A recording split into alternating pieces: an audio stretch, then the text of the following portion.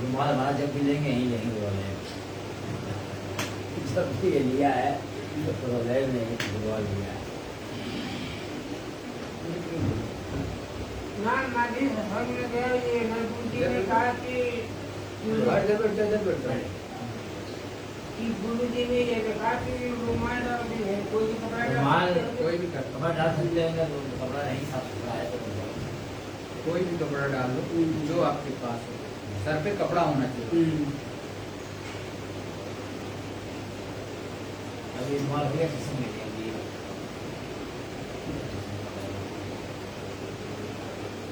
जय गुरुदेव जय गुरुदेव जय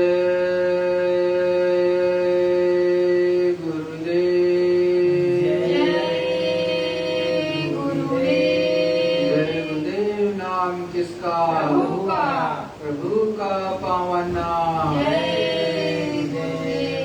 जय गुरुदेव धाम अपने चलो भाई पराए देश क्यों रहना। हम अपने चलो भाई पराए देश क्यों रहना। धाम अपने चलो भाई पराए देश क्यों रहना। हम अपने चलो भाई पराए देश क्यों रहना। काम अपना करो जाई पराए काम नहीं फंसना। काम अपना करो जाई पराए काम नहीं फंसना। नाम गुरु का संभाले चल यही है दाम गठबंधना। नाम गुरु का संभाले चल यही है नाम गुठ बंधना। नाम गुरु का संभाले चल यही है दाम गठबंधना। नाम चल यही है नाम गठ अपना। जगत का रंग सब मैला दुलाले मान ये कहना। जगत का रंग सब मैला दुलाले मान ये कहना। भोग संसार कोई दिन के सहज में त्यागते चलना। भोग संसार कोई दिन के सहज में त्यागते चलना। शरण शत गुरु गहो दृढ़ कर करो यह काज बिल रहना। शरण शत गुरु गहो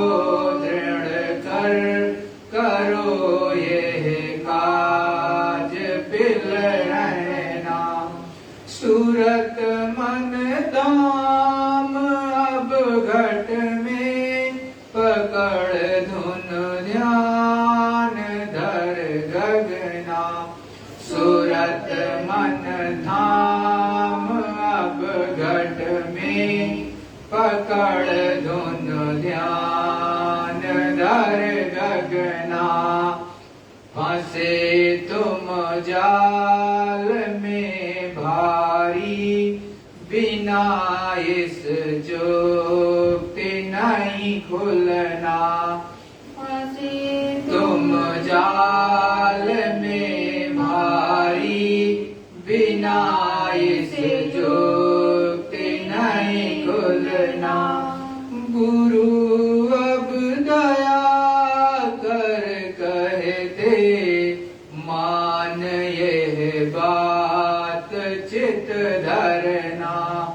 गुरु अब दया कर कहते, मान यह बात चित धरना। भटक में क्यों उम्र खोते, कहीं नहीं ठीक तुम लगना। भटक में क्यों उम्र खोते, कहीं नहीं ठीक तुम लगना। बसो तुम आए नैनन में, सिमट कर यहाँ एक होना। बसो तुम आए नैनन में, सिमट कर यहाँ एक होना। दुई यहाँ दूर हो जावे, दृष्ट ज्योत में धरना। दुई यहाँ दूर हो जावे, दृष्ट ज्योत में धरना। श्याम तज कंज को गहना, सूरत को तान धुन सुनना। श्याम को तज सेत को गहना, सूरत को तान धुन सुनना। बंक के द्वार दस बैठो, त्रिकुटी जाए कर लेना। बंक के द्वार दस बैठो, त्रिकुटी जाए कर लेना। सुन चढ़ जा दसो भाई, सूरत से मान सरोवर नहाना। सुन चढ़ जा दसो भाई, सूरत से मान सरोवर नहाना। महासुन चौक अंधियारा, वहाँ से जा गुफा बसना। महासुन चौक अंधियारा, वहाँ से जा गुफा बसना। लोक चौथे चलो सज के, गहो वहाँ जाए धुन बीना। लोक चौथे चलो सज के, गहो वहाँ जाए धुन बीना। अलख और अगम के पारा, अजब एक महल दिखलाना।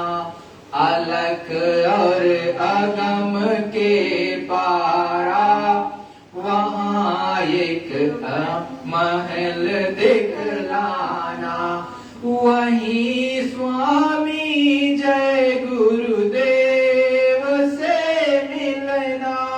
हुआ मन आज अति मगना, वहाँ स्वामी जय गुरुदेव से मिलना।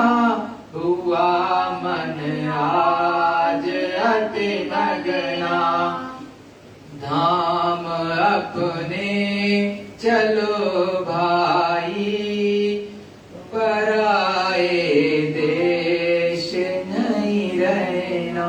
धाम अपने चलो भाई, पराए देश नहीं रहना। जय गुरुदेव। जय गुरुदेव। अखंड रूप से विराजमान परम पूज्य स्वामी जी महाराज के चरणों में मेरा कोटि प्रणाम। एवं विश्व के कोने कोने से समस्त प्रभु प्रेमी जो इस सत्संग को देख रहे, उनको भी सादर जय गुरुदेव। यहाँ पर उपस्थित समस्त प्रेमियों से मेरा सादर जय गुरुदेव।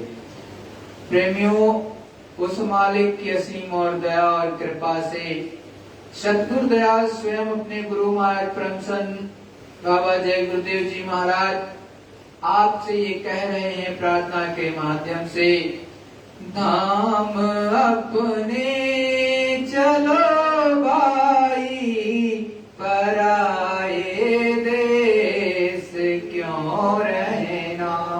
साफ साफ गुरु महाराज समझाते हैं कि ऐ प्रेमियों, अरे भाइयों बहनों, हम समस्त सुरतों जो इस धरा मंडल पर, पृथ्वी मंडल पर विराजमान हो, भाई अपने देश चलो, अपने धाम चलो, अपने जहां से आई हो उस धाम को चलो। पराये देश में क्यों मारी मारी फिर रही हो? ये पराया देश है, ये आपका देश नहीं है। यहाँ तो आपकी सूरत केवल धक्के खा रही है, दुख तकलीफ में पड़ी है।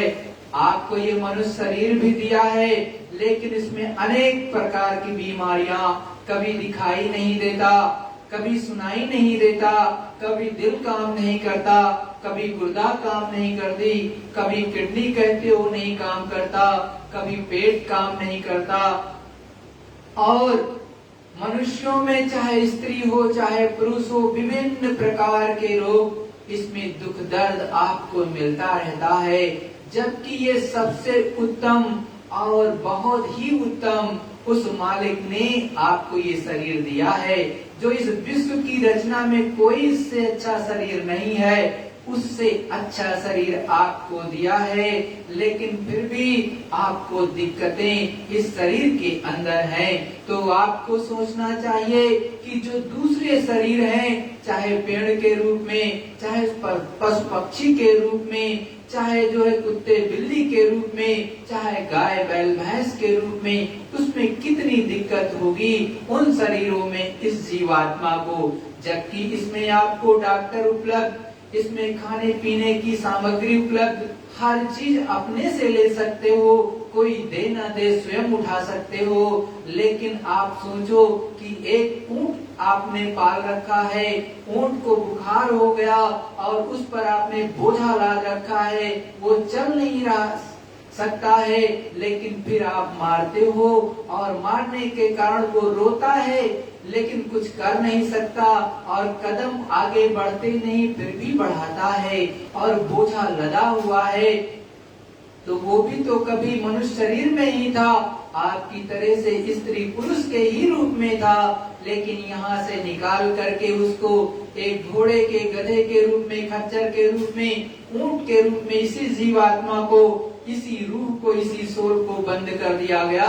और आप जो अमोलक समय को चूक गए, इसीलिए संत महात्मा आते हैं इस धरा मंडल पर तो समझाते हैं कि ऐ सत्संगी प्रेमी भाई बहनों, ऐ जीवात्माओं, आप एक जीवात्मा हो, आप एक केवल शरीर नहीं हो। आपके अंदर सूरत बैठी है, जो बोलती है, जो देखती है, जो बातें करती है, लेकिन इस सूरत, इस आत्मा के निकल जाने पर ये शरीर मिट्टी हो जाता है और कुछ नहीं रहता, ना बोल सकता है, ना डोल सकता है, ना चल सकता है, ना बातें कर सकता है। और इसको प्रभु परमात्मा ने, 3 लोकों के मालिक राम ने आपको बड़े भाग्य से दिया, बड़े ही आशीर्वाद के रूप में, बड़े ही पूर्ण कर्म जमा होने के बाद में इसको आपको दिया गया है। किसके लिए दिया उन्होंने? केवल प्रभु और परमात्मा को प्राप्त करने के लिए दिया, और किसी के लिए आपको नहीं मिला। आप दिन रात मेहनत करते हो कि हमारे पास सब कुछ हो जाए। अरे आप चाहे जितना मेहनत कर लो, गुरु महाराज ने कहा मेहनत उतनी करनी चाहिए जितने की जरूरत हो, और अगर इतनी ज्यादा मेहनत करोगे कि शरीर थक जाए तो ना तो सुमिरन कर सकते हो, ना ध्यान कर सकते हो, ना भजन कर सकते हो, ना प्रभु का सच्चा भजन कर सकते हो, उसमें मन नहीं लगा सकते, क्योंकि आपका जो शरीर है वो एकदम थक करके चूर हो जाएगा। तो केवल नींद आएगी, और नींद आएगी तो सो गए तो क्या फायदा? फिर तो दिन प्रतिदिन आपकी श्वासों की पूंजी चलती जा रही, निकलती जा रही है, और ये शरीर जैसे ही श्वासों की पूंजी खत्म वैसे ही धड़ाम से गिरेगा और बात खत्म। और मिलेगा उतना ही, गुरु महाराज ने कहा, जितना आपके प्रारब्ध में लिखा है।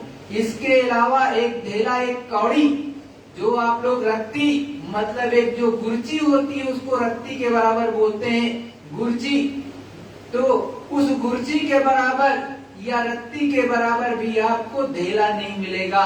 अगर ढेला समझते हो तो वो समझ लो, या नील बटे सन्नाटा समझ लेते हो, कुछ नहीं मिलने वाला।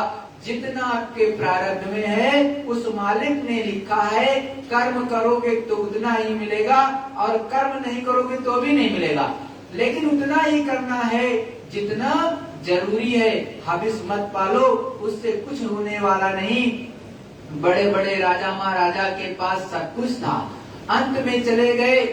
गुरु महाराज ने कहा इन दिल्ली वालों के पास बहुत धन है, और मुंबई वालों के पास बहुत है, चेन्नई मद्रास वालों के पास बहुत है। जब मेरे पास आते हैं तो कहते हैं, हे गुरु महाराज, हे सद्गुरुदयाल, हमें तो पेशाब भी नहीं उतरता है, हमें यूरिन नहीं होती है डॉक्टर की दवा खाने के बाद, तो आप कुछ जड़ी बूटी बता दीजिए, दया कर दीजिए। तो उनके पास तो सब कुछ है, लेकिन बीमारियां घुस गई हैं। अरे बीमारियां, डॉक्टर साहब की दवाई भी काम नहीं करती। आपने कोरोना में देखा, डॉक्टर साहब छोड़ करके मरीजों को भाग गए, और उनको देखा नहीं। अधिकतर तो हॉस्पिटल में ही राम नाम सत्य हो गए, घर में जो थे वो फिर बच गए, लेकिन वहां पहुंचने के बाद अधिकतर चले गए। जिन्होंने उस प्रभु पर विश्वास रखा, मालिक पर विश्वास रखा, जड़ी बूटी जो भी देसी थी वही खाली पी लिया तो बच गए, और नहीं तो डॉक्टर साहब बचा नहीं पाए। वो अपनी जान अगर पता लगाओगे तो सबसे ज्यादा, बहुत ज्यादा डॉक्टरों की जो है मृत्यु हुई है। अगर फाइंड आउट करोगे, चाहे गूगल कर लो, आज का जो दुनिया बदल गई, सब कुछ पता चल जाएगा। तो डॉक्टर साहब आपको अपने को नहीं बचा सकते तो आपको क्या बचाएंगे? वो तो ऊपर के कुदरत का करिश्मा है, वो कुछ भी कर दे। गुरु महाराज ने कहा, आप भगवान को नहीं मानते, आप प्रभु परमात्मा को नहीं मानते। अरे कुदरत की ऐसा दंड पड़ेगा, ऐसा डंडा पड़ेगा कि 2 मिनट में आपको प्रभु परमात्मा याद आ जाएंगे। ज्यादा दिन नहीं लगेगी, 2 मिनट में ही, 2 मिनट बहुत होता है, इतने में ही प्रभु परमात्मा को आप याद करने लगोगे, आपकी अकल ठिकाने आ जाएगी। इसलिए जब सच्चा संत इस धारा मंडल पर आता है तो वो समझाता है, क्योंकि वो तो जीव के ही तैसी होते हैं। कहते भी हैं, संत हृदय नवनीत समाना।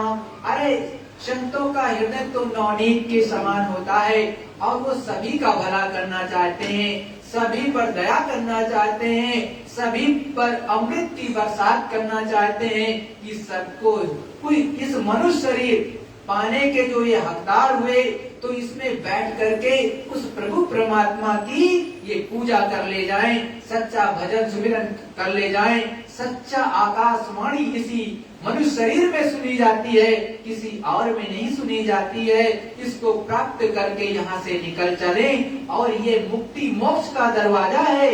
इसको अगर इन्होंने छोड़ दिया, और यदि ये यहाँ से भटक करके चले गए तो 84 में चले जाएंगे, नरकों में चले जाएंगे।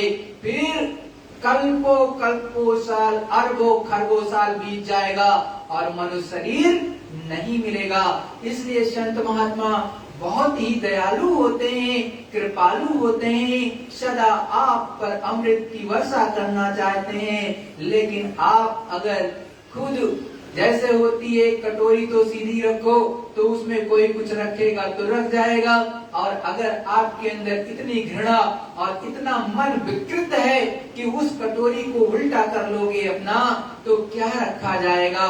अरे अपने मन मस्तिष्क को एकदम से खोल के रखना चाहिए, इसमें सच्ची चीजों को रख लेना चाहिए, गंदी चीजों को निकालना चाहिए। हर एक संत जो भी इस धरा मंडल पर आज तक आए, चाहे कबीर साहब, चाहे जगजीवन साहब, चाहे पलटू दास, चाहे जो है गुरु नानक साहब, चाहे रैदास साहब, चाहे जो है चरणदास, चाहे धर्मदास, चाहे परमचंद बाबा जय गुरुदेव, चाहे राधा स्वामी जी, चाहे जो है दूसरे सच्चे संत जो भी आए, उन्होंने आपको एक ही चीज बताया कि देखो चेत करके सत्संग सुन लो। और सत्संग जब तक नहीं मिलेगा, जब तक प्रभु की सच्ची चीज आपको जानने समझने को नहीं मिलेगा, तब तक आपकी बुद्धि खुलेगी नहीं और आपको ज्ञान भी नहीं होगा। इसीलिए कहते हैं सत्संग जल जो कोई पावे, मैलाई सब कटी कटी जावे। सत्संग रूपी जल जो अमृत रूपी है, अमृत जल जब आपको मिलेगा तो जो आपके मन के अंदर विकार हैं, जो बुद्धि का विकार, जो आंखों का विकार, जो कान का विकार, जो अन्य प्रकार के अंदर घृणा आपके अंदर पैदा हो गई, जो अनेक तरह की विकृतियां मन मस्तिष्क में पैदा हो गई, ये धीरे धीरे करके शुद्ध हो जाती हैं। जब ये शुद्ध हो जाएंगी तभी तो प्रभु परमात्मा की तरफ चलने के लिए अग्रसर होगी। अगर ये गंदी रहेंगी, अरे भाई इन्हीं आंखों से आप अपनी माँ को माँ के रूप में देखते हो, इसी आंख से जो है बेटी को बेटी के रूप में देखते हो, इसी आंख से बहन को बहन के रूप में देखते हो, लेकिन ये आंखें अगर गंदी हो जाएं तो सभी को एक ही समान समझने लगते हो, सब में कहते हो ये स्त्री ही है, स्त्री है, इसके साथ कुछ भी कर लो, तो ये गलत है। जो संत महात्मा होते हैं भाव का परिवर्तन कर देते हैं, अंतर आत्मा का परिवर्तन कर देते हैं। जब आपका हृदय बदल जाएगा, इसमें मानव प्रेम होगा, सच्चा आपसी प्रेम होगा, और जब प्रभु की तरफ तब मुड़ोगे। जब तक ये चीजें नहीं होंगी तब तक आप प्रभु परमात्मा की तरफ नहीं मुड़ोगे। कथाएं कितनी सुन लो, लेकिन जब तक सच्चा सत्संग नहीं मिलेगा साध का, तब तक कुछ होने वाला नहीं।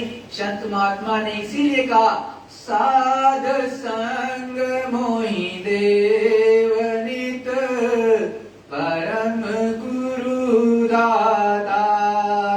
सतगुरु भी यही कहते हैं, संत महात्मा यही कहते हैं कि साध का संग करो। हर जीवात्मा को अंदर ये भाव होना चाहिए कि हे प्रभु परमात्मा, हे सच्चे दाता दयाल, हे प्रभु परमात्मा मुझे साध से मिला दो, सच्चे संत से मिला दो। जब आप साध से या सच्चे संत से मिलोगे तब जा करके आपको का काम बनेगा, और जब तक साध से या सच्चे संत से नहीं मिलोगे तब तक कुछ होने वाला नहीं है। क्योंकि साध मानसरोवर में स्नान कर चुका है। आप कहोगे मानसरोवर तो बाहर वाला, नहीं भाई अंदर वाला। अंदर में यहाँ कहीं पर भी आप स्नान कर लो, आपको कुछ फायदा होने वाला नहीं। आत्मा आत्मिक, शारीरिक नहीं। शरीर जैसे ये शरीर है, एक तो आपका ये शरीर है और शरीर के अंदर बैठी हुई एक जीवात्मा है, दोनों आंखों के मध्य में पीछे की तरफ, तो वहां पर जीवात्मा बैठी, सोल बैठी है। अरे भाई शरीर, ये शरीर है तो इसमें भी गंदगी होती है। अगर इस शरीर को में स्नान नहीं करोगे तो कुछ दिन में क्या होगा, मोटा हो जाएगा, और फिर देखोगे एकदम से मोटी चमड़ी हो जाएगी और बेकार होने लगेगा। तो इसकी भी सफाई करनी पड़ती है, किसकी? क्योंकि इसके अंदर अनेक रोम हैं। रोम का मतलब अनेक छिद्र हैं छोटे छोटे, जिनकी सफाई होनी चाहिए।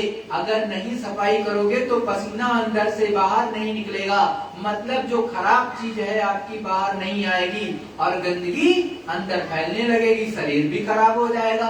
तो ये शरीर की शुद्धि है। पानी से आप कोई भी जल हो, चाहे आप गंगा जी में नहाओ, चाहे यमुना में नहाओ, चाहे जो है घर के जल में नहाओ, अरे भाई गंगा माँ तो हर जगह है। अगर अंदर अंदर देखो तो हर जगह में, वो समुद्र में भी मिलती है जा करके, और समुद्र जो है आपके ऊपर ला करके जल बरसा देता है कि नहीं बरसा देता है, सब आपके ऊपर आता है। तो इस शरीर की शुद्धि होती है, लेकिन आत्मा की शुद्धि तभी होगी जब आप नाम से जुड़ोगे। जब नाम से जुड़ोगे, उस नाम से जो प्रभु परमात्मा के पास से आ रहा है, वो आकाशवाणी, वो जो है सच्चा नाद सुनने लगोगे, तब जाकर के इस पर से गंदगी हटती है, अन्यथा हटने वाली नहीं है। आप कितना भी कुछ कर लो, चाहे जितना कर लो, लेकिन उससे कुछ होने वाला नहीं है। अंत में थकहार करके ये शरीर तो छूट जाएगा और 84 में चले जाओगे, नरकों में चले जाओगे, और वहीं पर फिर से रोते और चिल्लाते रहोगे। एक बार की बात है, परमचंद बाबा जी गुरुदेव जी महाराज रास्ते से जा रहे थे, तो रास्ते से जाते जाते क्या हुआ, एक ऊंट जा रहा था। तो ऊंट जा रहा था, तो उसके ऊपर उसके मालिक ने जो है बहुत ज्यादा बोझा लाद रखा था, और उस ऊंट को बुखार हो रखा था, चला नहीं जा रहा था। और जब वो चल नहीं पा रहा था, चल नहीं रहा था, तो क्या हुआ कि उसका मालिक जो है बेरहमी के साथ उसे खूब पीट रहा था। तब स्वामी जी उधर से जब जा रहे थे तो कहा, अरे भाई बच्चा क्यों मार रहे हो इस ऊंट को, क्यों ऊंट को मार रहे हो? कहा ये चलता नहीं है। अरे कहा तू ये नहीं जानता, देख ये रो रहा है, आंखों से आंसू बह रहे हैं, और इसको बहुत ज्यादा बुखार है, इसलिए ये चल नहीं रहा है, बोल तो सकता नहीं है, और ये अकड़ इसके अंदर पहले बहुत थी। संतों महात्माओं ने इससे कहा था तू भजन कर ले, तू भजन कर ले प्रभु परमात्मा का, लेकिन ये राजपूत था उस समय पर, वो राजपूत था और क्षत्रिय था, इतनी अकड़ थी, इतना घमंड था और इतना बलशाली था कि वो किसी की बात नहीं मानता था। और आज कर्मों की इतनी गहन गति कि वो ऊंट हो गया, और ऊंट हो करके दूसरे का बोझा अपने ऊपर लाद करके रोते हुए चिल्लाते हुए उसको ढोना पड़ रहा है। तो ये जो कर्मों की गति है, जो गहन गति है, इसको संत महात्मा या तत्वदर्शी महात्मा के अलावा कोई नहीं जानता है। एक बार ऐसे ही एक चीटा जा रहा था, कृष्ण भगवान और अर्जुन साथ में एक ही जगह खड़े थे। तो जब कृष्ण भगवान ने देखा कि एक चीटा जा रहा है, तो उसकी तरफ देख करके अर्जुन को बताया कि देखो अर्जुन, ये जो चीटा जा रहा है, ये अनेकों बार ब्रह्मा, हजारों बार जो है शिव, और हजारों बार जो है विष्णु बना, और आज कर्मों की गति इतनी ज्यादा गहन कि आज एक चीटे के रूप में जा रहा।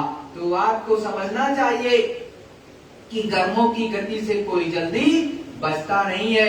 अरे अपने सदग्रंथों में लिखा हुआ है, पूर्ण क्षीणे मृत्यु लोके, जैसे पूर्ण खत्म होगा, आप कितनी भी अच्छी से अच्छी तप कर लो, आप खूब ज्यादा जो है तपस्वी बन जाओ, खूब पूजा पाठ करो बिना गुरु के, तो कहाँ पहुंच जाओगे? स्वर्ग और वैकुंठ, यही तो जानते हो। और स्वर्ग वैकुंठ में कब तक रहोगे? 500 साल ज्यादा से ज्यादा। लेकिन ब्रह्मा का जो वर्ष होता है वो अलग होता है, दिन अलग होता है, मृत्यु लोक का अलग होता है। यहाँ वहाँ का एक दिन यहाँ के 165 दिन के बराबर होता है ब्रह्मा का, ये जान लो। और नहीं जानते हो तो समझ लो, क्योंकि वहाँ का 365, यहाँ का 365 और वहाँ का एक दिन, इस तरह से अब उसकी गणना कर लो। तो अब आप मानिए ब्रह्मपुरी में पहुंच गए, तपस्या करके पूर्ण खूब इकट्ठा हुआ, ब्रह्मपुरी में पहुंच गए, वहां पर आपको 1000-2000 साल रहना होगा। लेकिन पूर्ण तो धीरे धीरे करके खत्म होगा, जैसे पूर्ण खत्म होगा वैसे ही मृत्यु लोक में फिर से जन्म मिलेगा, और फिर आप सेठ साहूकार के घर में उतारे जाओगे, और फिर कुछ नहीं करोगे, क्योंकि धन का घमंड तो रहेगा ही। सेठ साहूकार के यहाँ कौन सी कमी रहती है भाई? हर चीजें रहती हैं, धन की कोई कमी नहीं, गाड़ी की कोई कमी नहीं, नौकर चाकर की कमी नहीं। और जब पैसा आता है, ज्यादा लक्ष्मी किसी के यहाँ आ गई, तो उसका भी बहुत से लोग दुरुपयोग ही करते हैं। जो देखते हो दारू शराब के अड्डे चलते हैं, जो आजकल नाइट क्लब चलते हैं या विभिन्न प्रकार के जो 5 स्टार होटल हैं, अगर पता लगाओ क्या होता है तो सच्चाई में बहुत विकृत चीजें वहां पर होती हैं, जो मैं यहाँ पर खुले शब्दों में नहीं कहना चाहूंगा। तो बहुत ही विभत्स स्वरूप हो चुका।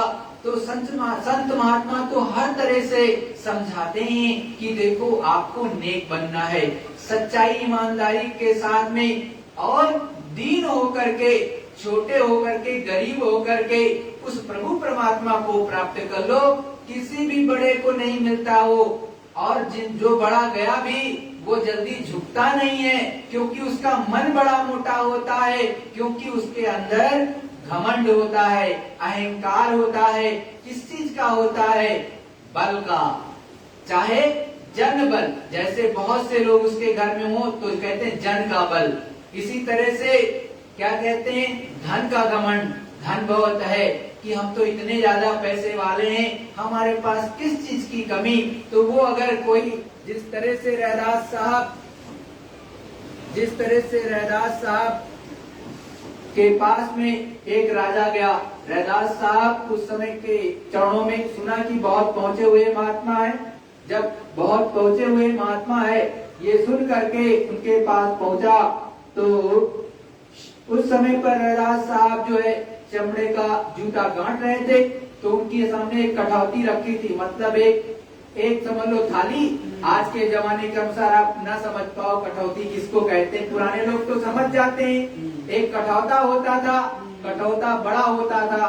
जब शादी विवाह होता था तो उसमें 4-6 लोग एक साथ आटा गूंथते थे, और बड़ी बड़ी चीजें उसमें की जाती थी। मतलब धान को उसी में जो भिगो देते थे, और उसके बाद निकाला जाता था, उसको अन्य कामों में लिया जाता था। और फिर उसका छोटा रूप कठौती, जिस तरह से आजकल आप परात कहते हो, और एक छोटी सी थाली। तो परात के रूप में कठौता और थाली के रूप में कठौती, उसमें को खाने के रूप में भी उपयोग करते थे पहले लोग। और उसको वो लकड़ी की बनी होती थी, और किसी जो है मेटल की नहीं बनी होती थी, वो पूर्ण रूप से एकदम से लकड़ी की होती थी। अब उसी में जो है वो अपना पानी रख करके उसी में अपना चमड़ा भिगोए थे। अब चमड़ा जब भिगोए थे तो जब वो पहुंचे, कहा कैसे आए? कहा दया के लिए आए हैं। तो कहा अच्छा ठीक है, दया और आशीर्वाद के लिए आए हैं तो अच्छी बात है, राजा आपको लोग दया देते हैं। कहा हाथ करो, और चरणामृत उसी में से निकाल करके कठौती में से जिसमें चमड़ा भिगोए थे उसी में से दिए उन्होंने। अब क्या किए? तब तक ऊपर नहीं देख रहे थे जो है रैदास साहब। रैदास जी क्योंकि चमड़े का काम करते थे, चमार जाति के थे, तो अब तो भाई राजा साहब थे वो, उन्होंने इधर उधर देखा कि भाई रैदास जी आगे नहीं देख रहे हैं, अभी तो नीचे ही देख रहे हैं और उसी कटौती में कुछ कर रहे हैं। तब तक उन्होंने धीरे से ऊपर मतलब सर में लगाने का बहाना किया और धीरे से पीछे की तरफ गिरा दिया जो भी उनको चरणामृत मिला था।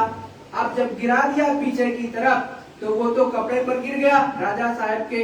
अब राजा साहब प्रणाम दंडवत करके कुछ बात करके जो है रैदास साहब से चले गए तो देखा भाई वो किसी के मेहमान थे, काशी गए थे हकीकत में, मतलब एक राजा दूसरे राजा के यहाँ गया था।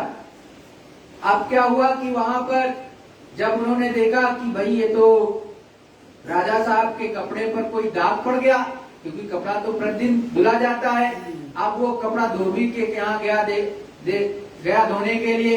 अब धोबी ने तो बहुत प्रयास किया, तो क्या हुआ उसने मुंगरी से मारा। पहले मुंगरी भी चलती थी, थापी जिसे बोलते थे, और उसको जो है उसी से मार करके। और रेहू एक उस समय का था, साबुन नहीं उतना मिलता था, किसी को मिल जाता था। आप कहोगे रेहू क्या चीज होती है? वो व्हाइट एक जो है ऊसर में मतलब बंजर भूमि में एक जो है उसी में अपने आप से उत्पन्न होती है, ये पृथ्वी माता दे देती है।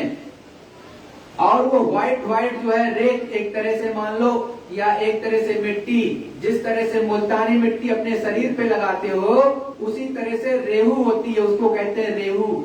अब उससे जो है वो जो है कपड़े को साफ करने लगी। अब उससे भी और उसके बाद मुंगरी मारना शुरू किया, थापी उस पर पीट करके किसी तरह साफ हो जाए, फिर भी साफ नहीं हो रहा। तो वो धोबी की जो है बेटी साफ कर रही थी। अब बेटी कर रही थी उसकी, क्योंकि धोबी कहीं गया था, तो अब थोड़ी देर तक जब उसने साफ किया, साफ नहीं हुआ तो थक हार करके क्या करती, उसने कहा ऐसा करते हैं, अब तो हमने सारा जतन कर लिया, लाओ अपने दांत से इसको जो है साफ करते हैं। मीच करके अपने मुंह में डाला कपड़े का वो भाग जिसमें दाग लगा था। अब उसको जो है उसने मीजना शुरू किया, दांतों से पूछना शुरू किया, तो धीरे धीरे धीरे करके जितना उसका था वो सब उसके मुंह में अंदर में चला गया। अब तो बहुत देर तक तो उसको थोड़ा सा मिठास जैसा लगा, कुछ अच्छा लगा। वो जैसे ही उसके मुंह में गया और धीरे धीरे करके उसको अजीब सी रचनाएं दिखाई देने लगी। प्रभु परमात्मा का दर्शन, दिव्य दृष्टि उसकी खुलने लगी और खुल करके बहुत सी चीजें उसको दिखाई देने लगी। जब अंदर की चीजें दिखाई देने लगी तो बहुत सी चीजें बताने भी लगी। और जब अब क्या हुआ, जब वो ऐसी चीजें बताने लगी जो लोगों को नहीं पता, तब क्या हुआ कि धीरे धीरे ये बात राजा तक पहुंची। तो राजा ने पूछा, भाई क्या, भाई तुमको क्या ऐसी चीज मिल गई जो तुम सारी चीजें बता देती हो अपने आप से? कहा, अरे राजा साहब, इसमें तो बहुत बड़ा आपका हाथ है, आपकी दया से हमको ये सब मिला। कहा, वो कैसे? हमने तो कोई दया नहीं की, हमने तो तुम्हें कुछ नहीं दिया, हमने तो कपड़ा ही दिया है आपको। कहा, जो कपड़ा दिया था उस पे एक दाग लगा था, उस दाग के कारण ही उस प्रभु परमात्मा पर हम पर बहुत बड़ी दया है, क्योंकि वो छूट नहीं रहा था। तो उसको मैंने मुंह में रख करके पूछा और उसका रस मेरे अंदर चला गया, तब से ये चीज है। तो देखो, संत महात्मा फ्री में दे देते हैं दया, और उसकी कदर उन्होंने नहीं की राजा साहब ने। और उस धोबी की लड़की की आंख खुल गई, दिव्य दृष्टि खुल गई, जिसको शिव नेत्र कहते हैं, शिव ने खोला था और उसको बिना तपस्या किए ही खुल गई। अब जब चारों तरफ ढिंढोरा मचा कि वो बहुत ज्यादा उसको ऊपर की चीजें प्रभु परमात्मा की प्राप्त हो गई, तो राजा साहब फिर से पहुंचे किसके पास? रविदास साहब के पास में। तो रविदास साहब से उन्होंने अनुनय विनय फिर से किया कि साहब, मुझको वो दया दे दीजिए जो तब की बार दिया था। कहा, देखो राजा, तब की बार तो अपनी दया से दे दी थी, उसकी कदर तुमने नहीं की, लेकिन अब तो मेहनत करनी पड़ेगी, अब नहीं मिलेगी। अब तो मेहनत करो, मेहनत से जो फल मिलेगा उसको संजो करके रखोगे। बिना मेहनत के आपको भी कुछ मिल जाता है तो उसकी कदर नहीं करते हो।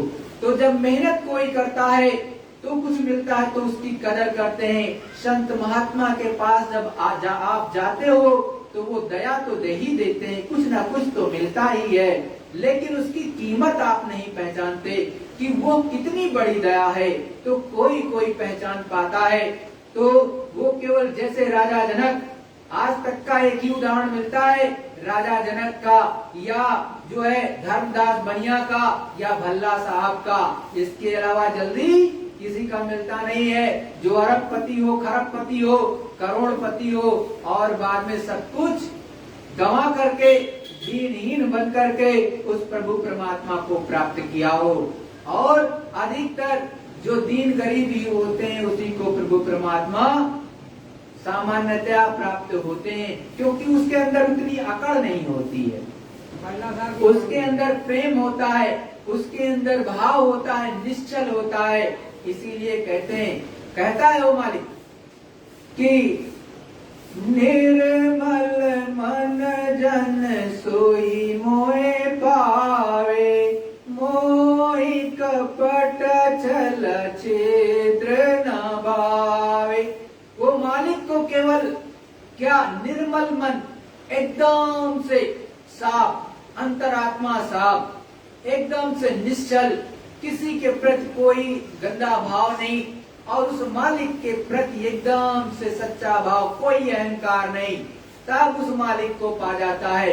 अरे भाई, हनुमान जी ने अपने सीने को चीर करके दिखा दिया कि मेरे अंदर में वो प्रभु विराजमान है। आप भी दिखा सकते हो?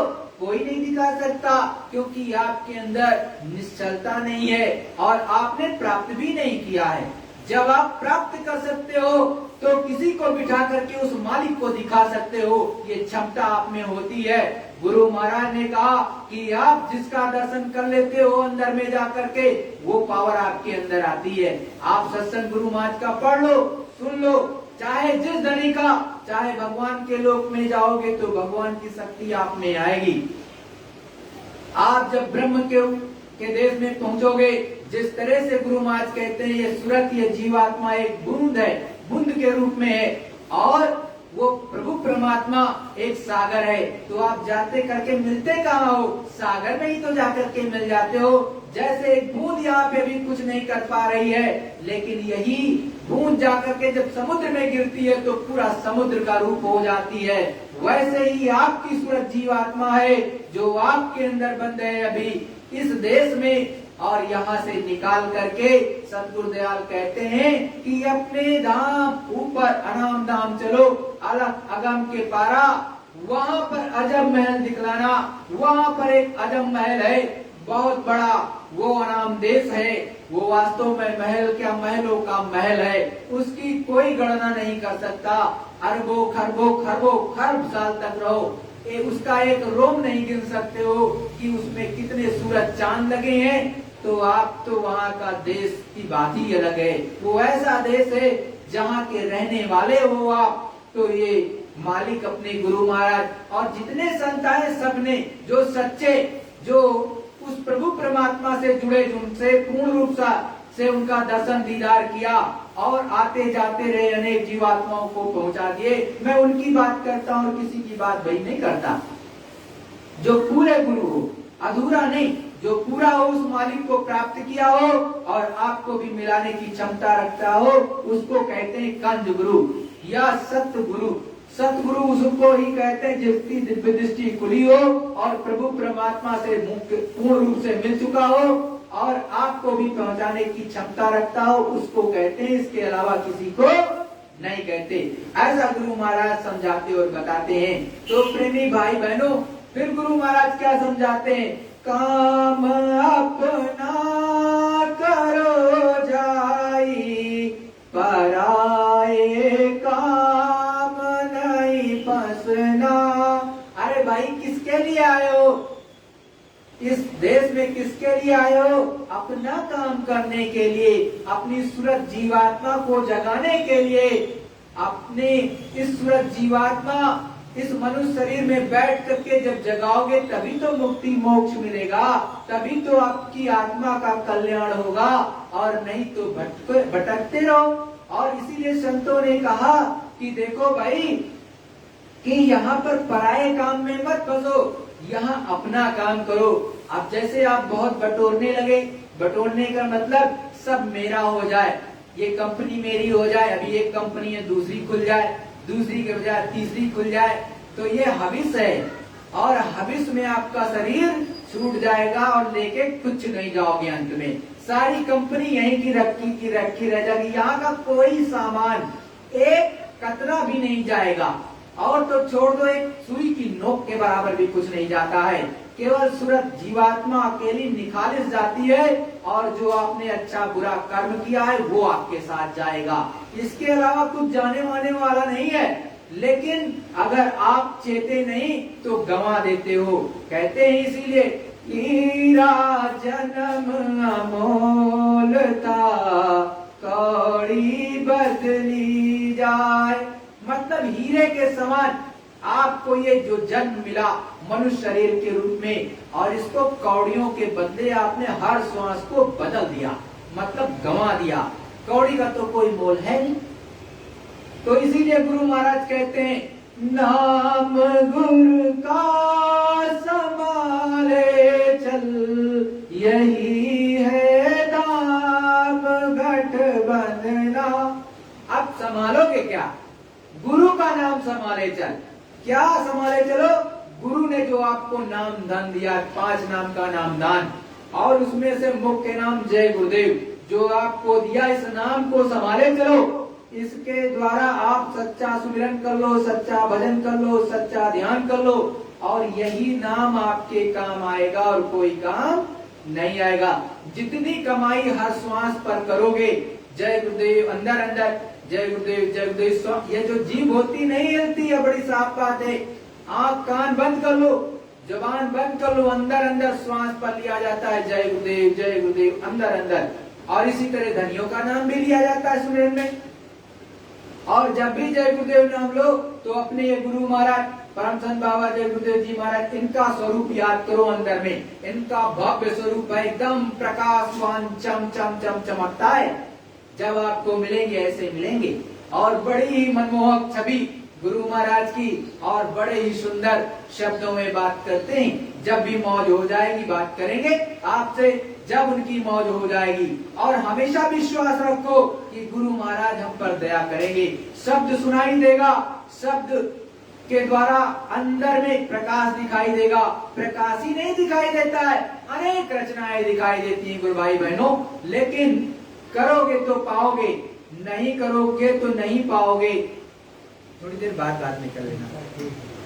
तो जब आप करने लगोगे तो पाने लगोगे, हर चीज मिलेगी। इसमें ऐसा कुछ नहीं है कि नहीं मिले। अरे ये बहुत बड़े दयालु हैं, अपने दाता दयाल गुरु महाराज इतने दयालु हैं कि ऐसे लुटाते हैं, रील ऐसे चला देंगे कि आप सोचोगे नहीं। बड़े बड़े गुरुद्वारे दिखाई देंगे, बड़े बड़े महल दिखाई देंगे, अनंतों त्रिलोकियां दिखाई देंगी। अंदर में इतनी रचना है, इतनी रचना है कि विहंगम है।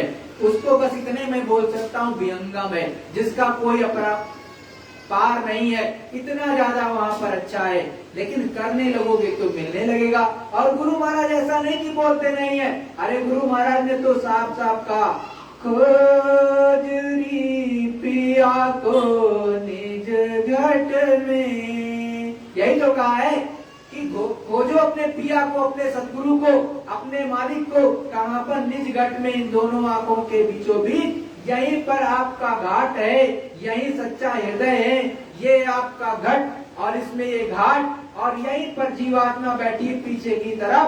वही असली गुरुद्वारा, असली द्वारा मतलब सूरत का, वहीं से निशाना लगाती है। और दूसरे धाम पे ऊपर जाओगे तो असली गुरुद्वारा। और जो यहाँ पर गुरु महाराज जहाँ से काम किया वो भी गुरुद्वारा। लेकिन अगर हमेशा के लिए आप चाहो तो नीलगिरी पर्वत में ऊपर चलो, त्रिकुटी धाम के ऊपर, वहाँ पर ऊपर जाओगे तब त्रिकुटी धाम के ऊपर में जहाँ नीलगिरी पर्वत, और वहीं पर जो है गुरु महाराज की बैठक हमेशा के लिए होती, वहाँ से हटते नहीं। और जिसको नाम दान दे देते हैं उसके तीसरे तिल पर यहाँ पर भी विराजमान रहते हैं। ऐसा नहीं कि उसके यहाँ पर विराजमान नहीं होते। आपकी हर गतिविधि, अच्छा कर रहे हो, बुरा कर रहे हो, क्या कर रहे हो, सब गुरु को पता होता है। आप गुरु से कुछ छिपा नहीं सकते हो, जो भी करोगे सब गुरु को पता होता है।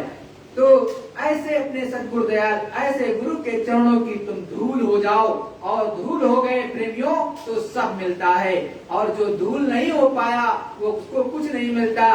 गुरु महाराज ने समझाया कि धूल जब पैरों के नीचे कुचली जाती है, हर कोई इसके ऊपर से चलता है, हाथी भी चलता है, मनुष्य भी चलता है, घोड़ा भी चलता है, गधा भी चलता है, उसकी कोई कीमत नहीं। लेकिन जब हवा चलती है तो वही धूल राजा के मुकुट पर जाकर के पड़ती है। कहाँ पर? सिंहासन पे बैठती, उसके मुकुट के ऊपर बैठती है। अरे आप भी धूल की समान बन जाओ, मालिक की चरणों की धूल बन जाओ, और जब मालिक आप पर दया कर देगा तो सीधे दिव्य दृष्टि खुल जाएगी। और जिस तरह रैदास साहब ने पा लिया, कौन बड़े बहुत ज्यादा पैसे वाले थे, आपको तो अच्छी तरह पता है, कुछ नहीं था। 2 जोड़ी जूते बनाते थे, उससे जो बेच देते थे उससे से अपना घर चलाते थे, उसके बाद तीसरी बनाते ही नहीं थे। आप चाहे गुरु नानक साहब के बारे में पता कर लो, आप चाहे जगजीवन साहब के बारे में पता कर लो, चाहे भिखा साहब के बारे में पता कर लो, चाहे पलटू साहब जो कि अयोध्या में ही रहते थे, जहाँ का मैं स्वयं रहने वाला हूँ, वहाँ पर भी वो भी बस बनिया का काम करते थे। और सच्चाई ईमानदारी से जो है जितना तौल करके देना था उतना उचित देते थे, उतना ही ले लेते थे। अंत में उससे भी संन्यास ले लिया और प्रभु परमात्मा में लग गए, पूर्ण संत हो गए और उस मालिक को प्राप्त कर लिया। तो ऐसे ही आपको भी पाना है, लेकिन छोटे बन करके। इसीलिए गुरु महाराज कहते हैं दीन बन जाओ, छोटे बन जाओ। और जब ऐसा हो जाओगे तो आपको अंदर धंसने में दिक्कत नहीं होगी। जैसा गुरु कहेगा वैसा करोगे, और जैसे कहो करने लगोगे वैसे ही आपकी गुरु भक्ति होगी। क्योंकि जो गुरु कहे सो करो वही गुरु भक्ति, और जो अपने अनुसार करते हो कोई गुरु भक्ति नहीं। इसीलिए कहते हैं मन के माते चलो तुम कोई, गुरु जो कहे करो तुम सोई, मन के मते हजार। गुरु जो कहता है वो करो, कभी भी अपने मन के अनुसार नहीं।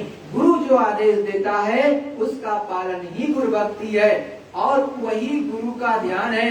अन्यथा गुरु महाराज ने कहा कोई गुरु का ध्यान नहीं कर सकता। पल पल छिन छिन गुरु के एक शब्द को अपने अंदर उतारा जाता है। जब शब्द को उतारोगे तभी सतपथ पर आगे बढ़ोगे, नहीं हर पग पर आपका कदम डगमगा जाएगा, गलत हो जाएगा। जब गलत हो जाएगा तो गलत कर्म बन जाएंगे, और आपको तो कर्मों की गंदगी धीरे धीरे शब्द से हटा देना है, काट के अच्छे और बुरे दोनों को खत्म कर देना है। और तब गुरु के अंदर में दया होने लगती है, और यहाँ चम चम चम चम चमकने लगेगा, आपको दिखाई देने लगेगा। लेकिन जैसे गुरु कहता वैसा करोगे तब।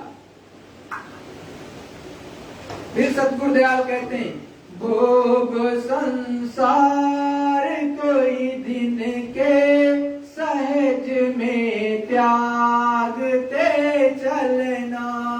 जो भोग है, भोग है अलग अलग के, खाने का भी भोग होता है, 56 भोग के नाम से प्रसिद्ध है, अलग अलग तरह के। किसी तरह से इंद्रिय भोग भी है, आप अच्छी तरह जानते हो, और हाथ के भी बहुत भोग है, मुंह के भोग होते हैं, काम इंद्री के भोग होते हैं, और इस कान के भी भोग होते हैं, मन के भी अलग अलग तरह के विषय वासनाएं होती हैं और भोग होते हैं। तो क्या संत महात्मा कहते हैं कि इनको, इन भोग जो कुछ दिन के आपको है, ये जो है इनको धीरे धीरे करके छोड़ते चलो। मतलब रूखा सूखा खाओ, और जब रूखा सूखा खाओगे और मन को एकदम से अपने बस में कर ले जाओगे, धीरे धीरे मन को बस में कर ले जाओ, और तब धीरे से इसको अंदर की तरफ मोड़ दो, ऊपर की तरफ मोड़ दो, तब ये ऊर्ध्वगामी हो जाएगा, प्रभु परमात्मा की तरफ चलने वाला हो जाएगा। नहीं तो काम बनने वाला नहीं। और गुरु की एक एक बात को जब मानने लगोगे तो आसानी से एकदम सहज में वो सब त्याग जाएगा, एकदम निरामिष हो जाओगे। कितना भी गंदा आदमी हो, शराब चाय पीने वाला, चाहे मांस खाने वाला, चाहे अंडा खाने वाला, चाहे पापाचार में विचार करने वाला, अरे जब आपको पता है सदन कसाई बदल गए, जब आपको पता है जो है वाल्मीकि जी बदल गए। वाल्मीकि जी भी तो पहले बहुत अलग तरह का काम करते थे, खराब काम करते थे, लेकिन जब उनको सच्चा गुरु मिल गया तो उनके हृदय का परिवर्तन हो गया। तो आपको भी बदल देंगे सच्चे संत महात्मा, उनका तो काम ही है। उन चोर डाकुओं, उचक्कों सबको बदल देते हैं, तो उनका काम ही यही है। उनका तो काम है आपके कर्मों की गंदगी की सफाई करना, सतपथ पर ला करके खड़ा कर देना, जो बुरा था उसको अच्छा बना देना, उनका ये काम ही है। शरण सतगुरु गो दृढ़ करो ये काज पिल रहना। गुरु महाराज क्या कह रहे कि जो सतगुरु के वचन है, और जो सतगुरु को के वचन को एकदम दृढ़ करके कह दो। सतगुरु को दृढ़ करने का मतलब क्या होता है? अरे भाई गुरु महाराज को पकड़ थोड़ी ना लोगे, उनके वचनों को दृढ़ कर लो, अपने अंदर उतार लो, अपने उनके वचनों को उतार लो। तो उनके वचनों को जब उतार ले जाओगे अंदर दृढ़ता के साथ में, अपने अंदर उतार ले गए, तब क्या होगा? तब धीरे धीरे करके आपको क्या करना है? फिर पिल रहना, मतलब सहज में पिल रहना। इसका मतलब अंदर में, मतलब एक तरह से तुल जाना, किसी काम को करने के लिए तुल जाना। मतलब जैसे आपको बनना है, जैसे कोई लोग चाहते हैं हमको तो तैयारी करके डॉक्टर बनना है, तो क्या होता है उसके पीछे पड़ जाते हैं, उसी को कहते हैं पिल रहना, मतलब उसके पीछे पड़ जाते हैं। अगर आपको ये भाव है कि मुझे प्रभु की या भगवत की प्राप्ति होनी चाहिए, ईश्वर के दर्शन होने चाहिए, हमें ब्रह्म के दर्शन होने चाहिए, प्रार ब्रह्म के होने चाहिए, और महाकाल के होने चाहिए, या सत्पुरुष करतार के होने चाहिए, या अगम पुरुष के करतार के होने चाहिए, या अलग पुरुष के होने चाहिए, या अगम पुरुष अनाम पुरुष के होने चाहिए, तो आपको तुल जाना चाहिए, पिल जाना चाहिए, मतलब उसके पीछे पड़ जाना चाहिए। जब पीछे पड़ जाओगे दिन रात सोते जागते हमेशा उस मालिक के नक्शे कदम पर चलोगे और वैसी रहनी गहनी सहनी होगी तो अवश्य आपको अनुभव होगा, इसमें कोई दो राय नहीं। और अनुभव होता है, इसमें कोई दो राय नहीं। मैं स्वयं आपको प्रमाण देता हूं कि दया गुरु की मिलती है, दिखाई सुनाई सब देता है, लेकिन करोगे तो नहीं करोगे तो तुम जानो तुम्हारा काम जाने। और गुरु महाराज ने तो कहा ही है कि भाई चाहे अच्छे से कर लो, नहीं अच्छे से करोगे तो पिटाई होके तो करना पड़ेगा। अरे संत महात्माओं ने के कबीर साहब के जीव अब भी पड़े हैं, जिन्होंने उस समय नाम दान लिया, उनके चरणों में गए, भजन नहीं किया, तो आप क्या को लगता है कि बिना भजन किए किसी को निकाल दिया जाता है? नहीं, कोई संत महात्मा जल्दी नहीं निकालता, आपसे भजन करा लेंगे। एक जन्म में नहीं करोगे दूसरा जन्म मिलेगा, दूसरा नहीं करोगे तीसरा मिलेगा, तीसरा नहीं मिलेगा चौथा मिलेगा। अब कहोगे क्यों ऐसा होता है? अरे भाई सेठ साहूकार थे आप या राजा महाराजा थे, गए संतों के यहाँ दर्शन कर लिया, दो शब्द सुने तो उसका कुछ तो प्रभाव मिलेगा। और कहते हैं संत दरस को जाइए तज ममता अभिमान, ज्यो ज्यो पग आगे बढ़े कोटि यज्ञ समान। ये तो आप समझते ही हो कि संतों के केवल मिलने के लिए आप उनकी दिशा में जितने पग रखते हैं, जितने पैर रखते हो, कदम रखते हो, उनकी दिशा में जाने के लिए, मिलने के लिए, दर्शन करने के लिए हर पग पर करोड़ों करोड़ों जो है यज्ञों का फल आपको मिलता है, इतना मिलता है। तो आप सोचो फिर उसको क्या होगा? अब तो भजन किया नहीं लेकिन फल तो मिल ही गया है, इतना तो पूर्ण इकट्ठा ही है कि फिर से मनुष्य शरीर मिल जाए। गलत नहीं किया उसने तो क्या होगा? फिर से मनुष्य शरीर मिल जाएगा। अब लेकिन सेठ साहूकार नहीं रहेगा, उससे नीचे कर देंगे, थोड़ा सा और नीचे उतारेंगे, खाने पीने को मिलेगा, फिर भी भजन नहीं किया, आकड़ ज्यादा थी किसी चीज की, तो फिर से जन्म दिलाएंगे और फिर छोटा बनाएंगे। मतलब ऐसी जात बिरादरी या ऐसे लोगों के बीच में जहां आपको खाने के भी लाले, पूरा दिन करो तो रोटी मिलेगी। अब कौन सी अकड़? अकड़ हो गई ढीली। अरे वो संत है, वो महात्मा है, वो फकीर है, उनको क्या नहीं पता है? उनको तो सब चीज पता है, उनको रग रग पता है। जिसने पूरा विश्व बनाया, जिसने अन्य खंड ब्रह्मांड पार ब्रह्मांड ईश्वर को बनाया, ब्रह्म को बनाया, महाकाल पुरुष को बनाया और सत्पुरुष को भी उन्हीं के द्वारा एक तरह से अपना ही रूप उसमें ला करके बिठाए। और वो अनामी पुरुष करता तो क्या नहीं मालूम? सब कुछ मालूम होता है, क्योंकि उन्हीं का निज रूप एक तरह से संत के रूप में यहाँ आते हैं। उनका ही पूरा का पूरा बोध, उनकी पूरी की पूरी शक्ति संत के रूप में इस धरा मंडल पर आपको समझाने के लिए वो आते हैं और किसी के लिए नहीं आते, आपके लिए आते हैं। तो उनको तो सब चीज मालूम है कि कैसे आप सुधरोगे, कैसे आप फंसे हो, कैसे निकाले जाओगे। अरे भाई मदारी ने जो है कैसे उसको पकड़ा है बंदर को, ये कितना लालची है, तो इसे लालची है तो लालच के चक्कर में तो फंसा है। तो आप भी तो लालच के चक्कर में यहाँ आए हो और लालच में ही फंसे हो। अगर ये लालच सब छोड़ दो, काम क्रोध लोभ मोह अहंकार यही सबसे बड़े जड़ हैं। याद रखो, गुरु महाराज ने कहा, मैं नहीं कह रहा। काम क्रोध लोभ मोह अहंकार ये 5 ऐसे हैं जो कि आपको फंसा के पूरी तरह से रखे हैं। चाहे आपको मोह हो गया, चाहे पत्नी से, चाहे पति से, चाहे जो है बेटी से, चाहे बेटा से, चाहे पोते से, चाहे पोती से। आप भगवान का भजन नहीं कर रहे, पूरा का पूरा दिन उसी में लग रहा है। अरे भाई उसकी भी सेवा करो। गुरु महाराज ने कहा कि बाल बच्चों की सेवा करो, कहा है कि नहीं? लेकिन 24 घंटे में से 2 घंटे उस प्रभु परमात्मा के लिए भी दे दो, क्योंकि मनुष्य शरीर उसी के लिए मिला है। और जब आपको देखते हो बहुत पीड़ा होगी तो कोई भी काम नहीं आता है। बेटा भी कह देता है तो इनको ये दिक्कत हो गई, पैसा बहुत लग रहा है, साहब हमारे बस की बात नहीं है। और डॉक्टर साहब भी कह देते हैं इनको ले जाओ, इनकी सेवा करो, वो भी नहीं। पैसा लगने के बाद भी डॉक्टर भी कह देता है कि अब तो हमारे बस की बात नहीं, हाथ खड़े कर देता है, अपनी सेवा करो जो आपसे हो पाए। और कभी कभी अभी इसी नोएडा की बात है, कोई एक जो है एक वृद्धाश्रम था, उसका पता अभी मतलब 15 से 20 दिन की पहले की न्यूज बता रहा हूँ, गूगल न्यूज, उसमें कम से कम 49 से 50 लोग वृद्ध लोग वहां बंधे हुए पाए गए, उनके हाथ पर जो है पूरी तरह से बंधे थे, और लेट्रिन में कोई पड़ा है, कोई कहाँ पड़ा है, एकदम तहखाने में कमरे बंद, और इस तरह की नरकीय जिंदगी जी रहे। अरे क्या उनके पास पैसा नहीं रहा होगा? अरे उन्होंने तो पैसा दे करके भी ही उस बुजुर्ग आश्रम में या वृद्धा आश्रम में गए होंगे। तो आप सोचो क्या दुर्दशा है। अरे उससे पहले भजन कर लो, अगर भजन कर लो तो तुम्हारी दिव्य दृष्टि खुली होगी, और आप प्रभु परमात्मा से कह सकते हो कि हे मालिक आप मुझे ले चलो, और ये भजन के बदले हमारा ये कर्म काट दो। और कर्म तो भजन से ही करते हैं। सच्चा भजन करो, उस आकाशवाणी को सुनो, प्रभु परमात्मा के पास से जो आवाज आती है उसको कहते हैं भजन। हाथ से गाना गाना, मुंह से गाना गाना, हाथ से बाजा बजाना, इसका नाम भजन नहीं होता है। ये हर संत ने कहा है, 700 वर्षों से जो लगातार आज तक आए सबने कहा है।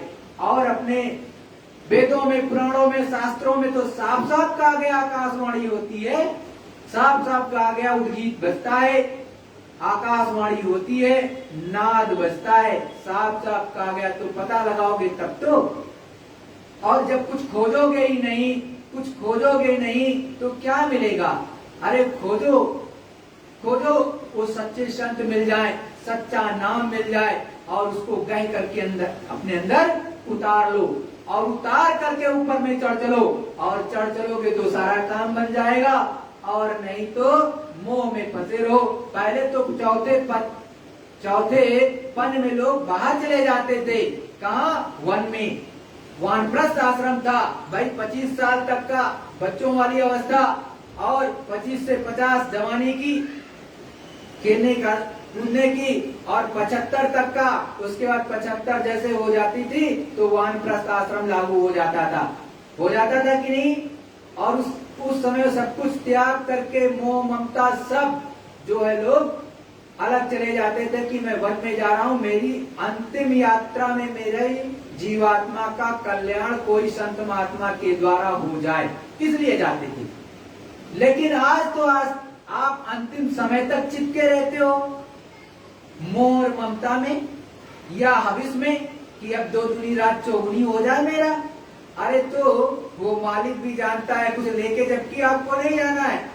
और जब आप भी जाने लगोगे तो कहोगे भैया अब हम जा रहे हैं। अगर सही से जा रहे होगे, हाय तौबा मचा के जा रहे हो, तो कोई क्या कर सकता है, क्योंकि कर्म ही आपने ऐसे किए। अरे कहते हैं आस पास जो धाकड़े सभी बजावे गाल, मंजमाल से ले चला ऐसा काल कराल। कहते हैं कि नहीं कहते? अरे जब किसी की जीवात्मा मतलब मृत्यु हो रही है और जीवात्मा निकाली जा रही है तो तड़प तड़प के जाता है। आसपास लोग खड़े होते हैं, चाहे जितना बड़ा सेठ हो, चाहे कैप्टन हो, चाहे जेलर हो, चाहे डीएम हो, चाहे एसपी हो, चाहे कमिश्नर हो, अपनी चाहे राइफल लिए हो, कुछ कर सकता है? गाल बजाते हैं कि अब तो ये मर रहा है या इसका शरीर छूट रहा है, गाल बजाते हैं। उसी को कहते हैं गाल बजाना, आपस में बातें करना। लेकिन कोई मदद नहीं कर सकता है, नहीं कर सकता है उस जीवात्मा की जो जा रहा है।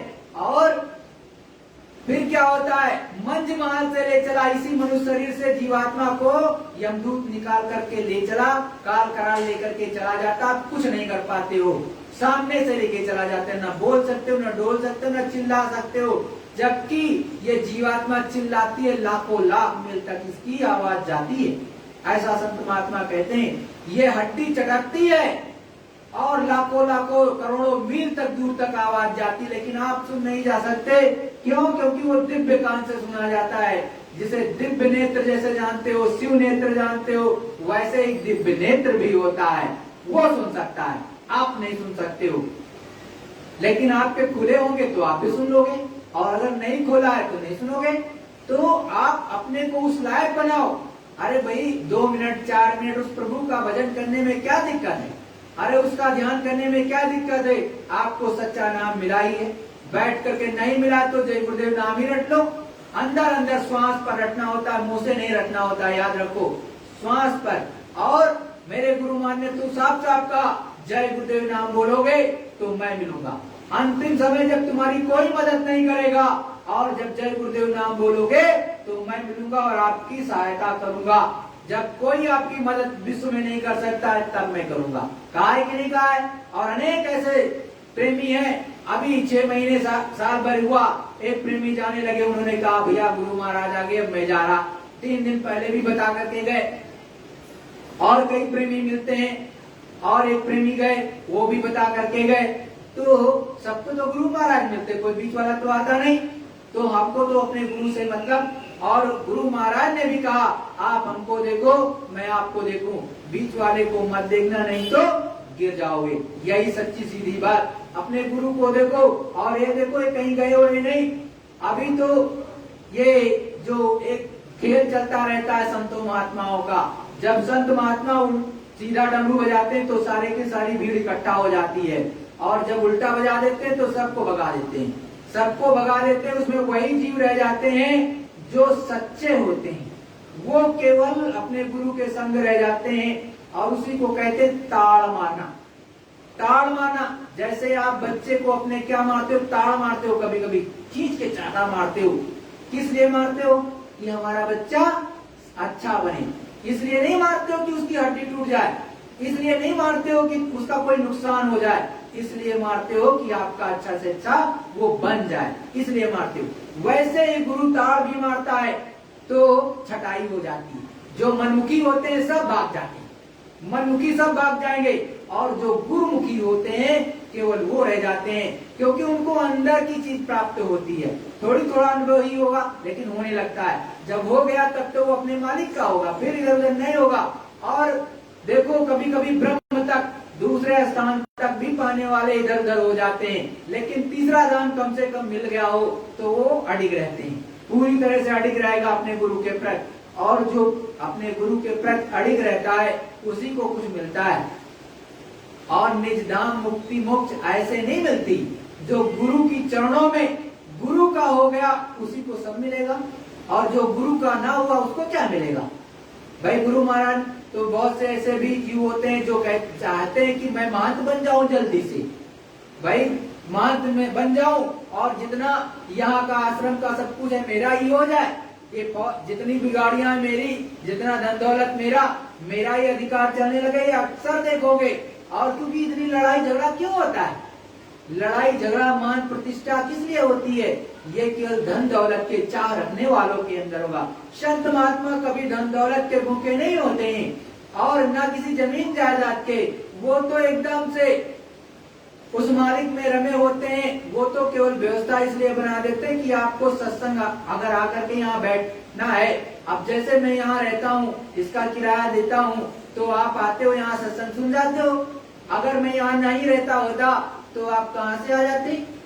वैसे ही हर संत महात्मा एक जो आश्रम बना होता निमित्त मात्र, और अपने गुरु महाराज तो 365 दिन में से मुझको जो लगता है 300 दिन तो अधिकतर बाहर ही रहते थे भारतवर्ष में या विश्व में। क्योंकि आप अगर जाओ, चाहे राजस्थान, चाहे उत्तर प्रदेश, चाहे मध्य प्रदेश, चाहे झारखंड, चाहे बिहार, चाहे पश्चिम बंगाल, चाहे उड़ीसा, चाहे जो है पंजाब, चाहे जो है गुजरात हो, चाहे महाराष्ट्र हो, हम तो हर जगह जाते हैं। हर जगह गुरु महाराज के शिष्य नजर आते हैं, बहुत ज्यादा संख्या। हर जगह झंडा लगा है गुरु महाराज का। और जहाँ पे मैं आज से कम 20 साल 25 साल पहले गुरु महाराज के संग गया, और तब पूछो कैसी स्थिति रही होगी, कितनी अच्छी सड़कें रही होंगी। और उन बियाबान जंगलों में कि 100 फुट नीचे और 100 फुट ऊपर ऐसी रास्ते हैं। तो गुरु महाराज ने कितनी मेहनत की जीवों को जगाने के लिए। हम आप क्या कर रहे हैं? तो सोचो। और जब सेवा करोगे तभी मेवा मिलती है।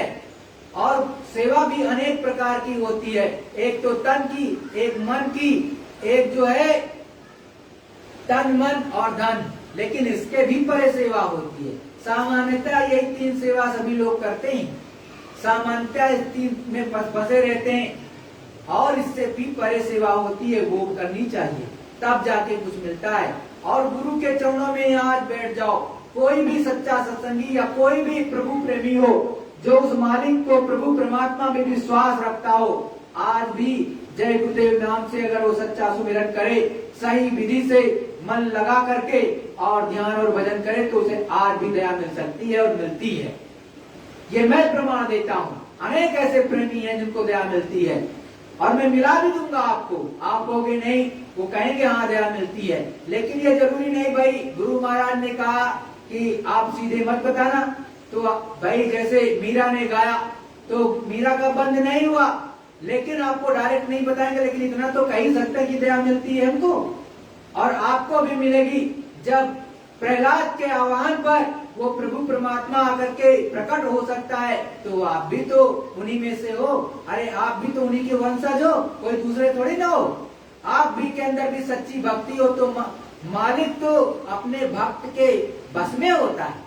प्रभु तो हमेशा भक्त के वश में होता है और प्रभु हमेशा भक्त के एकदम से समझ लो अधीन होता है। वो चाहे तो करा ले, जो चाहे सो करा ले, लेकिन भक्त भी तो उस लायक होना चाहिए। भक्त उस लायक होना चाहिए। भक्त और ईश्वर या प्रभु भक्ति और तभी होगी जब उस लायक शिष्य हो। गुरु और शिष्य ऐसा हो जो एकदम से खरबों खरबों में एक हो। जैसे जब गोस्वामी जी को ऊपर की चीजें प्राप्त हो गई तब हृदयहीर को भी प्राप्त करा दी। हृदयहीर जैसे चले गए उनका मन नहीं लगा हृदयहीर के बिना, और हृदयहीर जब चले गए तो गोस्वामी जी भी उनके पीछे पीछे 15 दिन बाद 20 दिन बाद जो है काशी चले गए। तो ऐसा भक्त होना चाहिए कि गुरु अपने शिष्य के बिना ना रह सके और शिष्य गुरु के बिना ना रह सके। ऐसी भक्ति होनी चाहिए, तब तो कोई काम बने। और आपके अंदर केवल दिखावे का भाव रहता है, दिखावे से थोड़ी ना काम बनता है। तो प्रेमियों लग करके करो, सब कुछ मिलेगा। सब अंदर में दया की धार ये अपने गुरु महाराज परम संत बाबा जय गुरुदेव जी महाराज देते हैं, कोई दूसरा नहीं देता। लग करके करोगे मिलेगा, नहीं करोगे तो नहीं मिलेगा। यही गुरु महाराज ने कहा और कलयुग का मतलब भी यही है। कलयुग का मतलब गुरु महाराज ने कहा करयुग, इधर करो उधर ले लो, और नहीं करोगे तो कुछ नहीं मिलेगा। जय गुरुदेव। खाना वाना नहीं खाया क्या आप लोगों ने? जय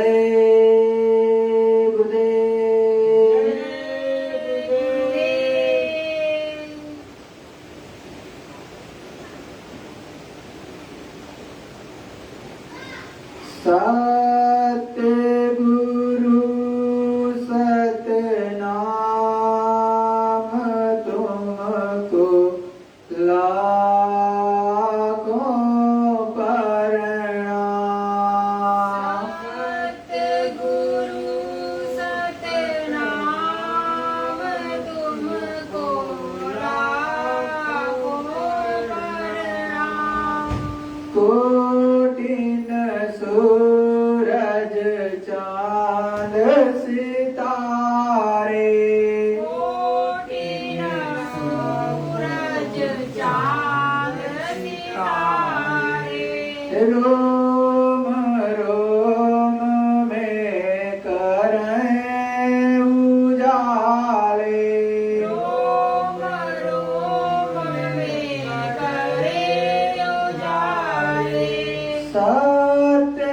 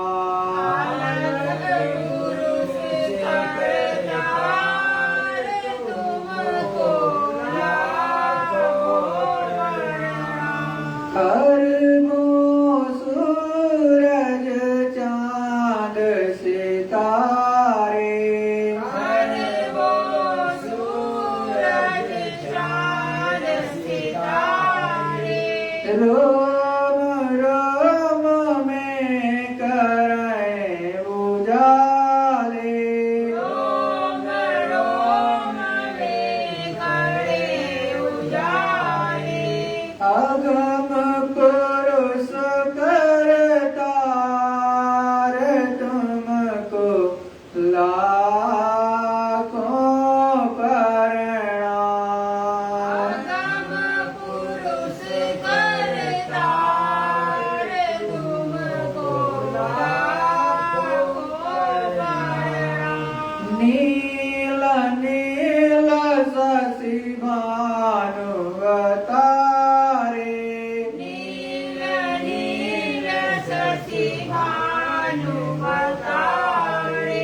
रोम रोम में कराए उजाले, रोम रोम में करे उजाले, आनामी पुरुष करतार तुमको लाखों प्रणाम। अनामि पुरुष करतार तुमको लाखों प्रणाम। सत्य गुरु सतनाम तुमको लाखों प्रणाम। सतगुरु सतनाम तुमको लाखों प्रणाम। मैं तुमको लाखों प्रणाम। मैं तुमको लाखों प्रणाम।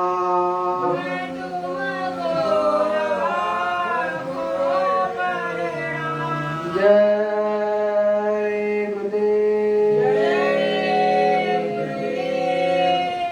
सभी प्रेमी भाई बहनों से एक निवेदन कि देखो 10 जुलाई को गुरु पूर्णिमा है। आप सभी लोगों से विनती निवेदन, गुरु की पूजा का विशेष महत्व इस दिन होता है। तो जिस जिस भाई बहन ने, प्रभु प्रेमियों ने गुरुदत्त एक तरह से गुरु दीक्षा ले रखी हो, सच्चा नाम दान ले रखा हो, उस दिन सभी को अपने गुरु की पूजा में सम्मिलित होना चाहिए। और यदि गुरु सामने है तो गुरु के दर्शन जरूर करना चाहिए। और जब भी सुमिरन ध्यान भजन करो तो जो अपने गुरु महाराज परम संत बाबा जय गुरुदेव, इनको अब इस समय ऐसे लग के करना कि हे गुरु महाराज, हम आपसे विनती प्रार्थना करते हैं कि आप हमें अंदर में यहाँ जहाँ जीवात्मा बैठी है इस दिव्य दृष्टि के द्वारा आप मुझे अंदर में दर्शन दो। और बाहर से भी मौज करो, जल्दी से बाहर से भी प्रकट हो, दोनों दया की भीख मांगो तो गुरु महाराज की दया होगी, आपको अंदर में भी मिलेंगे और जैसे मौज हो जाएगी बाहर से भी मिलेंगे। ऐसा नहीं कि बाहर से नहीं आएंगे। 3 बार मुझको गुरु मां ने स्वयं अंदर में बताया है कि मैं आऊंगा और अपना काम करूंगा। तो भाई जब आप करोगे तो आपको भी बताएंगे, नहीं करोगे तो नहीं बताएंगे। तो 10 जुलाई को गुरु पूर्णिमा पड़ रही है इस वर्ष। तो ये सबसे महान दिन होता है प्रेमियों के लिए अपने गुरु की पूजा करने का।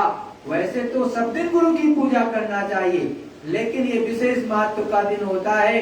तो 10 जुलाई को पड़ रहा, आप लग करके सुमिरन ध्यान भजन करो कि आपको अच्छी प्राप्ति हो, गुरु का दर्शन भी अंदर में मिले। बाहर से तो खूब किया, अंदर से अब करो। और जब मालिक की मौज होगी तो बाहर से भी मिलेगा। इन्हीं वाणी के साथ अपनी वाणी को विराम दूंगा और साथ साथ ये भी कहूंगा कि शायद मुझे बाहर से बुलावा आया है, कुछ वहां पे जाना पड़ेगा तो मैं नहीं रहूंगा उसमें यहाँ पर, और बाहर ही जाना पड़ेगा क्योंकि राजस्थान और उधर जो है महाराष्ट्र और उधर गुजरात, ये 3 जगहों का के सत्संगी लगभग एक जगह रहेंगे तो उधर का ही बुलावा है। वैसे यहाँ पर भी था पहले निश्चित, एक गुरु बहन के यहाँ उनका इरादा था कि मैं करूंगी, तो उनसे मैंने विनती की है कि वो अगले संडे में कर लें, क्योंकि वहां पर जो गुरु भाई हैं उनके यहाँ पर कोई नहीं है। इस समय थोड़ा सा वहां सत्संग सुनाना रहेगा तो मैं उधर की तरफ चला जाऊंगा। और गुरु तो हर जगह विराजमान रहते हैं। कहते हैं शब्द स्वरूपी संग है, कभी न होते दूर। धीरज रखियो चित्त में, दिखेगा सतनूर। अरे अपने गुरु महाराज शब्द स्वरूपी हैं।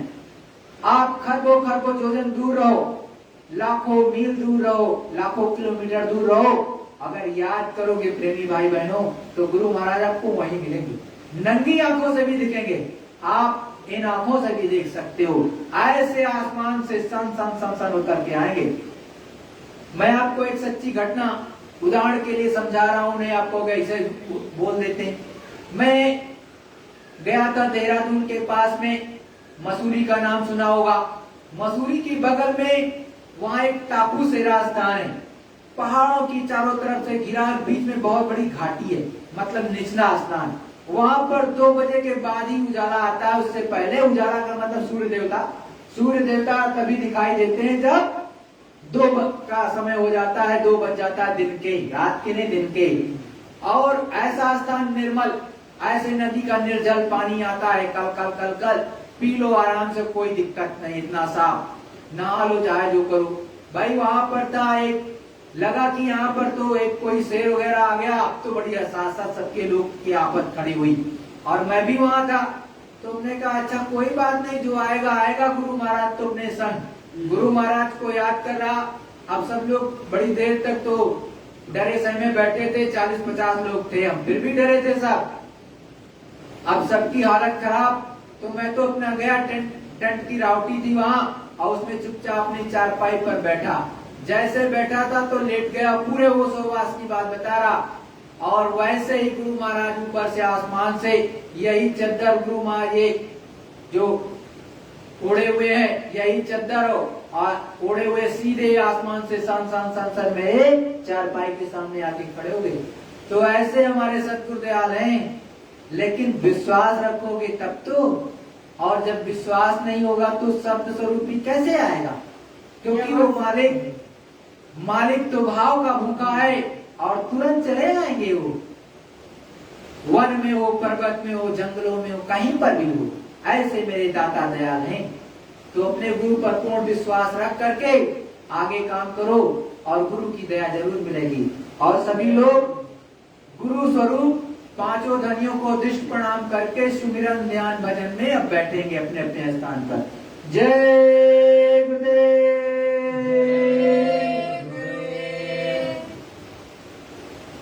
सबको माला दे दो, जिनको पास माला ना हो।